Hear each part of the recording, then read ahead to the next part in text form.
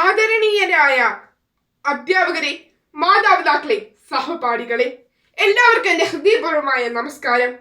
ഇന്ന് ഞാൻ സംസാരിക്കാൻ പോകുന്നത് നമ്മുടെ അഭിമാനവും വിശ്വാസവുമായ വിശുദ്ധ അൽഫോൻസാമയെ കുറിച്ചാണ്. പ്രത്യേകിച്ച് ഇന്നത്തെ ലോകത്തിലുള്ള അവളുടെ മാതൃകാപരമായ ജീവിതത്തെ കുറിച്ച്.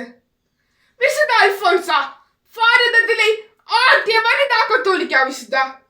1910 കോട്ടയത്ത് ജനിച്ച അന്നക്കുട്ടി തന്റെ ബാല്യത്തിൽ തന്നെ വിശുദ്ധിയിലേക്ക് താല്പര്യമുള്ള ഒരു ജീവിതം നയിച്ചു. ഭൗതിക സൗഭാഗ്യങ്ങൾ ഒന്നുമില്ലാതെ കടുത്ത വേദനയും ദുഃഖവും അനുഭവപ്പെട്ടിട്ട് ഒരിക്കലും ദൈവസ്നേഹത്തിൽ നിന്ന് അകന്നു മാറാത്ത ജീവിതം. അവളുടെ ജീവിതം മുഴുവൻ ആത്മാർത്ഥതയുടെയും ക്ഷമയുടെയും പ്രാർത്ഥനയുടെയും ത്യാഗത്തിന്റെയും അടയാളമാണ്. അൽഫോൻസാമയുടെ മാതൃകാപരമായ ഗുണങ്ങൾ ഏറെയാണ്.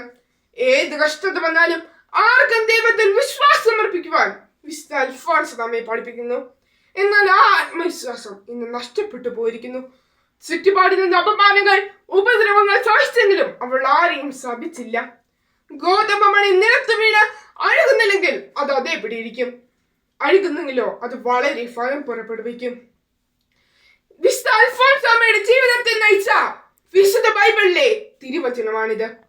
അതേ പ്രിയപ്പെട്ടവരെ, ലൗകിക ആശ്വാസങ്ങളെല്ലാം കൈപ്പായി പകർത്തുവാൻ ആഗ്രഹിച്ച നീതി സൂര്യനായ ക്രിസ്തുവിന്റെ ദിവ്യ കതിരിനാൽ ഹൃദയം പ്രകാശിപ്പിച്ച ഈ വിശുദ്ധ നമ്മുടെ ജീവിതത്തിൽ വഴികാട്ടിയാകട്ടെ. ദൈവത്തിൽ ആത്മാർത്ഥമായ വിശ്വാസം പുലർത്തി സഹനശീലവും ക്ഷമയും വളർത്തി ത്യാഗം, സേവനം, ആത്മവിശുദ്ധി എന്നിവ ജീവിതത്തിന്റെ ഭാഗമാക്കുവാൻ ഈ ജീവിതം നമ്മെ വെല്ലുവിളിക്കട്ടെ. അൽഫോൻസാമയുടെ ജീവിതം സഭയുടെയും സമൂഹത്തിന്റെയും വലിയൊരു പ്രകാശദീപമാണ്. അവളെ കണ്ട് നമുക്ക് ജീവിതത്തിൽ കൂടുതൽ നല്ല മനുഷ്യരാക്കാനുള്ള തീരുമാനങ്ങൾ എടുക്കാം. വിശുദ്ധ അൽഫോൻസായെ അനുസ്മരിച്ചുകൊണ്ട് നാം ഓരോരുത്തരും ആ മഹത്തരമായ പരിശുദ്ധിയുടെ വഴിയിലേക്കാണ് അനുദിന ജീവിതത്തിൽ എത്താൻ ശ്രമിക്കേണ്ടത്. നമ്മളും ഇന്നത്തെ ലോകത്തിന് ഒരു മാതൃകയാകട്ടെ.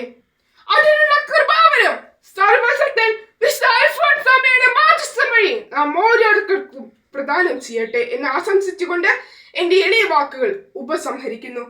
നന്ദി, നമസ്കാരം. ജയ് ക്രൈസ്റ്റ്.